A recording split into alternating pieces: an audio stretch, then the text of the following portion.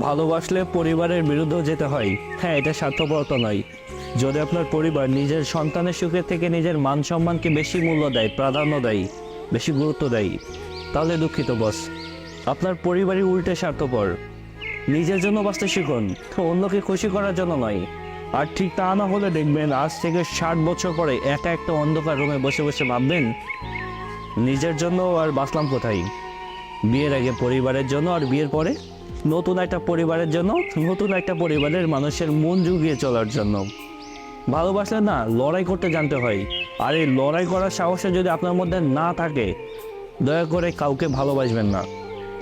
আচ্ছা, এখন আপনার মনে হয় যে আমার পরিবার আমাকে ছোট থেকে বড় করেছে, এখন তাদের বিরুদ্ধে গিয়ে যদি আমি সেই প্রিয় মানুষটাকে বেছে নেই, তাহলে কখনোই আমি সুখী হব না। যখন রিলেশনে গিয়েছিলেন তখন আপনার এই কথাগুলো মাথায় ছিল না কেন? এখন রিলেশনে চলে আসার পরে একটা মানুষকে স্বপ্ন দেখানোর পরে আপনি কখনোই তার মনটাকে ভেঙে দেওয়ার অধিকার রাখেন না। আপনি তাকে ভালোবাসার প্রতিশ্রুতি দিয়েছেন, কিন্তু শেষ পর্যায়ে এসে পরিবারের অজুহাত দেখিয়ে আপনার প্রিয় মানুষটাকে বাজেভাবে ছেড়ে দিলেন। এটি কি ভালোবাসা? আমার কাছে এটা না ভালোবাসা মনে হয় না, বিশ্বাস করেন। কারণ আমার কাছে মনে হয় ভালোবাসলে লড়াই করতে জানতে হয়।